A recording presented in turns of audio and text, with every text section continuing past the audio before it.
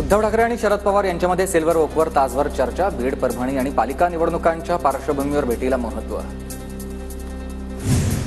ठाकरेंना संपवलं, आता शिंदेंना संपवून उद्या नवीन उदय पुढे येईल. विजय वडेट्टीवारांचा रोख कोणत्या उदयकडे असा प्रश्न आहे, तर शिंदेंची गरज संपली असं दिसतंय वडेट्टीवारांचं वक्तव्य. एकनाथ शिंदे रुसले तेव्हाच उदय होणार होता. माझ्या माहितीप्रमाणे उदय सामंत यांच्यासोबत 20 आमदार आहेत. संजय राऊतांचा मोठा गौप्यस्फोट. भाजप एका नव्या समीकरणाचा उदय घडवून आणू शकतो. चांगली ऑफर मिळत असेल तर सामंत भाजपशी घरोबा करू शकतात. सुषमा अंधारेंचं सूचक विधान. शिंदे आणि माझ्यात कोणी वाद निर्माण करू नये. राऊत आणि वडेट्टीवारांच्या वक्तव्याचा मी निषेध करतोय. उदय सामंतांनी थेट दावोसमधून विरोधकांचे दावे फेटाळले.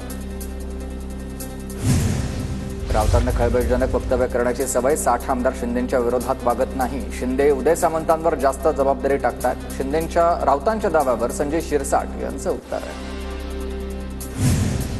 नाशिक आणि रायगड पालकमंत्री पदाला स्थगिती. राज्य सरकारकडून स्थगिती देण्यात आल्याची माहिती आहे. आदिती तटकरेंच्या निवडीला शिवसेनेकडून विरोध, तर नाशिकमध्ये दादा भुसेंना डावलल्यानं शिवसैनिकांमध्ये नाराजी. आमचे 7 आमदार, ज्यांचे आमदार अधिक त्यांचा पालकमंत्री असावा. नाशिकच्या स्थानिक मंत्री पालकमंत्री असायला हवाय. नाशिकचं पालकमंत्रीपद अजितदादा गटाला मिळावं, कोकाटेंची मागणी. महाजनच नाशिकचे पालकमंत्री असावेत, भाजप कार्यकर्त्यांची भावना आहे. नाशिकमध्ये काम करण्याचा महाजनांचा अनुभव, भाजप कार्यकर्त्यांची प्रतिक्रिया. मंत्री भरत गोगावले उपमुख्यमंत्री शिंदेंची भेट घेण्याची शक्यता. दरेगावामध्ये जाऊन गोगावले पालकमंत्री पदावरून शिंदेंची भेट घेण्याची शक्यता. राजकीय अस्त झाला तरी चालेल, पण तटकरेंना स्वीकारणार नाही. प्रामाणिक राहूनही विश्वासघात झाल्यास खपवून घेणार नाही, महेंद्र थोरवेंचा इशारा. बीडचं पालकत्व मिळालं असतं तर आनंद झाला असता. बंधू आता धनंजय मुंडे यांना पालकमंत्री पदासाठी मुकावं लागल्यानंतर पंकजा मुंडेंचं वक्तव्य आहे. तर मला पालकमंत्री पद मिळालं असतं तर बीडकरांना आनंद झाला असता, पंकजा मुंडेंचं वक्तव्य आहे. सुप्रीम कोर्टात स्थानिक स्वराज्य संस्थांबाबतची सुनावणी पुढे ढकलली जाण्याची शक्यता आहे. कोर्टाच्या मेन लिस्टमध्ये प्रकरण नसल्यानं 22 जानेवारीला होणारी सुनावणी पुढे ढकलली जाऊ शकते. उत्तम जानकर दिल्लीमध्ये. उत्तमराव जानकर आता ईव्हीएम विरोधामध्ये आंदोलन करणार आहेत. 23 तारखेला जंतर मंतरवर जानकर आणि माजी न्यायमूर्ती बीजी कोळसे हे ईव्हीएमच्या विरोधात सत्याग्रह करणार आहेत. मार्कडवाडी गावानंतर धानोरे गावातून ईव्हीएमला विरोध. हात उंचावून प्रत्यक्ष मतदान घेतल्यानंतर 1206 मतं. उत्तम जानकर यांना ईव्हीएममध्ये पडलेल्या मतांमध्ये 243 मतांचा फरक. मालेगाव बाजार समितीच्या सभापतीपदाच्या निवडणुकीत भुसे गटाचा विजय झालाय. चंद्रकांत शेवाळेंची संचालक तर उपसभापतीपदी अरुणा सोनकर यांची निवड झाली आहे. मालेगावमध्ये ठाकरेंची एकमेव संस्था देखील शिंदेंच्या शिवसेनेकडे. ठाकरे गटाचे उपनेते अद्वै हिरे यांना जोरदार धक्का. काँग्रेस नेते पृथ्वीराज चव्हाणांची मुंबई हायकोर्टामध्ये धाव. कराड दक्षिण विधानसभा मतदारसंघाच्या निकालावरून कोर्टात याचिका. निकालाच्या दिवशी ईव्हीएमची बॅटरी जास्त चार्ज झाल्याचा आरोप आहे. याचिकेवर 24 जानेवारीला सुनावणी. साताऱ्याच्या कराडमधील सह्याद्री सहकारी साखर कारखान्याची निवडणूक मतदार यादी जाहीर झाली आहे. मतदार यादीवर हरकती घेण्यासाठी 27 जानेवारीपर्यंत मुदत. गोंदिया जिल्ह्यामधील 8 पंचायत समिती सभापती पदासाठी आज निवडणूक. 8ही पंचायत समितींना मिळणाऱ्या नव्या शिलेदारांकडे जिल्हावासियांचं लक्ष. भंडारा, पवनी, तुमसर, मोहाडी, लाखनी, साकोली आणि लाखांदूर या 7ही पंचायत समितीच्या सभापती पदासाठी आज निवडणूक. सभापती उपसभापतीपदी कुणाची वर्णी लागणार यासाठी जिल्ह्याकडे सगळ्यांचंच लक्ष लागलेलं आहे. धनंजय मुंडेंना रहस्य माहीत आहे, तर सरपंचाची हत्या कुणी केली हे सांगावं. त्यांनी पोचलेल्या टोळ्यांमुळेच बीड बदनाम आहे. संजय राऊतांचा धनंजय मुंडे यांच्यावर टीकास्त्र. सुदर्शन घुलेवर 8 FIR. इतके सराईत गुन्हेगार आणि ते पण मोकाट. अंजली दमानी यांचा ट्विट करत सुदर्शन घुलेवर निशाणा. सैफवर हल्ला करणाऱ्या आरोपीला अटक करतानाचा व्हिडिओ समोर. काल मध्यरात्री ठाण्यातील कासारवडवली भागामधून आरोपीला अटक. सैफवर हल्ला करणारा आरोपी बांगलादेशी असल्याचा पोलिसांना संशय आणि दावा आहे राजकीय. भारत बांगलादेशी घुसले याला मोदी शहा जबाबदार आहे. संजय राऊतांचा निशाणा.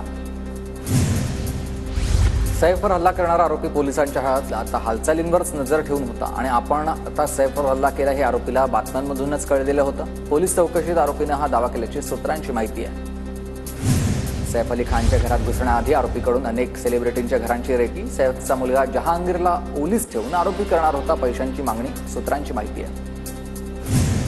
विविध औषधोपचारानंतर बुलढाणा जिल्ह्यातल्या केस गळतीचं प्रमाण कमी झालंय. काही रुग्णांना पुन्हा नव्यानं केस येण्यास सुरुवात झाली आहे. नागपूर आयुर्वेद संशोधन केंद्रातल्या तज्ज्ञांची माहिती आहे.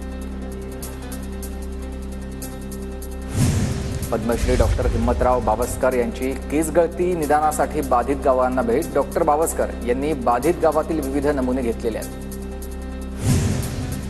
गोंदियामधील 2019च्या गुन्ह्यातील आरोपीला नेपाळलगतच्या दुर्गम भागामधून अटक. निजामुद्दीन शेख या आरोपीला पकडण्यामध्ये बिहार पोलिसांची मदत.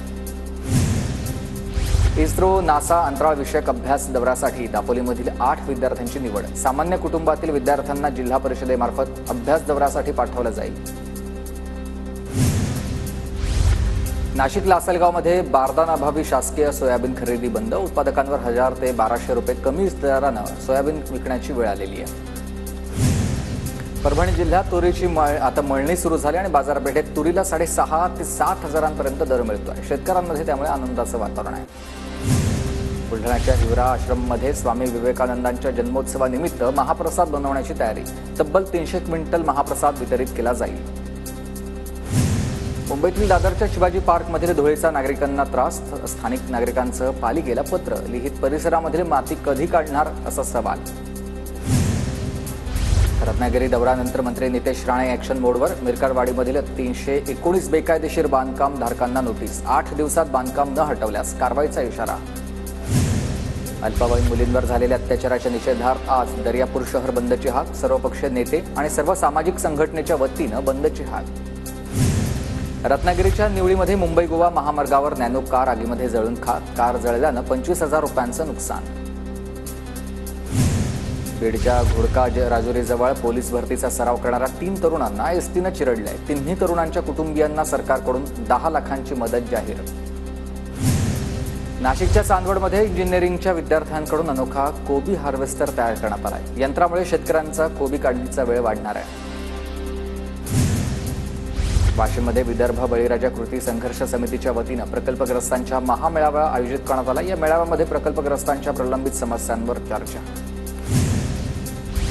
बुलढाणा जिल्ह्यात मागच्या 2 दिवसांपासून सोयाबीन खरेदी केंद्र बंद आहेत. शासकीय खरेदी केंद्रामध्ये बारदान नसल्यानंच खरेदी बंद आहे. केंद्रांवर वाहनांच्या रांगा लागल्या. नाशिकच्या चांदवडमध्ये विहिरीमध्ये पडलेल्या मोराची सुखरूप सुटका. प्राथमिक उपचारानंतर मोराची वन विभागाच्या रोपवाटिकेमध्ये मुक्तता. जळगावातील रावेर बोदवड तालुक्यामध्ये मोठं नुकसान. मात्र पंचनामे होऊनही मदत मिळत नसल्यानं शेतकरी अडचणीत आहेत. त्यामुळे मदत देण्याची शेतकऱ्यांची मागणी आहे. जळगावच्या यावल आणि बोदवड तालुक्यात वन्य प्राण्यांकडून शेती पिकांची नासधूस. याकडे वन विभागानं लक्ष देण्याची मागणी आहे. यासह शेतकऱ्यांना नुकसान भरपाईची देखील अपेक्षा आहे. अक्कलकोट तालुक्यामधील शेतकऱ्यांसाठी रब्बी हंगामातील पिकांसाठी कुरनूर धरणातून आवर्तन सोडण्यात येत आहे आणि त्यामुळे 51 गावातल्या रब्बी आणि उन्हाळी पिकांना त्याचा फायदा होणार आहे. भाजपचे आमदार सचिन कल्याण शेट्टी यांच्या या संदर्भातल्या सूचना आहेत.